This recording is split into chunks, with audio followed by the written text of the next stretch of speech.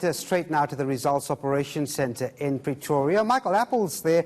Michael, some interesting interviews overnight, notably that of Floyd Shivambu from the EFF. We'll get to that in a moment, but first, certainly a solid picture emerging now of the winners and losers in this election. Yeah, that's certainly correct. As the clock strikes 2 o'clock, just over 11.3 million votes have been counted already. That represents about 72% of the ballots that were cast.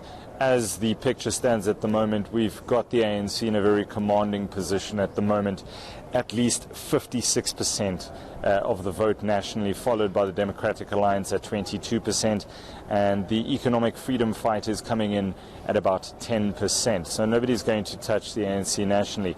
There's only one province that's of particular interest at the moment in terms of whether it could potentially change hands or not, and that is the province that we are in. It's the economic heartland of South Africa. 40% of the GDP of this country is generated here.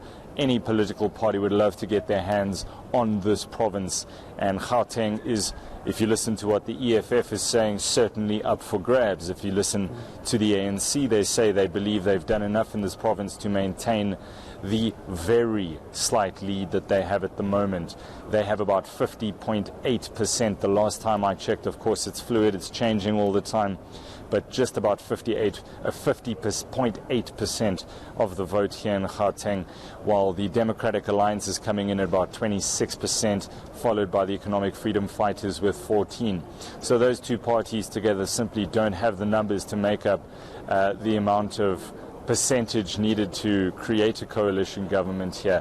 It's going to take a miracle for that to change, but a lot of the big metros, those numbers are still coming in and will throughout the evening or the morning, and that could potentially place the ANC in a very difficult position there, where if they drop beneath that 50% level, they're going to have to get into the realm of coalition politics. And it's interesting, from all the 48 parties on the board, there are only 7 parties, last I checked, that at their current standings with the amount of votes cast, only 7 out of the 48 that would be able to make it into the National Assembly with any seats at all. Obviously some more than others, but that is a lot of parties. That's 41 parties that contested this national election that are simply going to have to forfeit their money to the IEC, Devon. So Floyd Shivambu on the ANC's performance in Gauteng, and when the EFF will entertain a coalition. You spoke to him just a few hours ago. Yeah, so obviously the natural coalition partner for them is somebody that they, or party that they have worked with before. They'll say that they've never formally entered into coalition agreements with the Democratic Alliance, but they've certainly lent their vote to the Democratic Alliance in Nelson Mandela Bay, in Johannesburg, in Tshwane, in the 2016 local government elections. So they certainly are capable of working together when they need to, and it's a logical partner for the Economic Freedom Fighters, who, as I said, are trailing the Democratic Alliance in Gauteng. But they said that if, and it's a big if, they are going to go into a coalition with the Democratic Alliance, it's going to be under very strict conditions. Of course, amongst those would be the expropriation of land without compensation, the nationalization of key infrastructure, the banks, the mines. So they say they're not going to let up on those policy positions, and anybody who wants to get into bed with them, as it were, they're going to be the ones to call the shots. And Michael, I see Shivambu showing no sympathy for the smaller parties, raising objections with the IEC.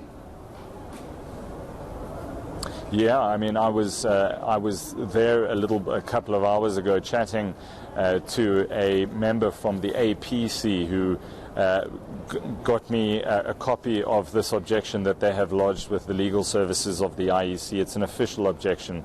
There are 30 parties that are a party to that objection that's been laid, and it's everything we've heard in the news lately. Some of it is relevant to the IEC, some of it is not. As you go down the list, I have tweeted out that full statement from the 30 different parties. Some of the parties you will have heard of, some you won't have, but there are some notable parties on that list that form part of the 30. The UDM is there, the NFP is there, COPE is there. These are all parties that, as we've spoken to them throughout the day, they've said that they have lodged various objections, but these are 30 parties coming together. They say that they've been ignored by the media, that because they're smaller parties, the IEC doesn't take their objections seriously. So they came together and decided that with one voice under the banner of these 30 different parties that are each separately and jointly going to be laying this complaint, that hopefully they say the IEC is going to take their complaints more seriously. All right. Thanks very much indeed, Michael Appel. Very, very silent results centre. I suppose everyone's at home or left for the night. That was Michael Appel there at the results centre there in Pretoria.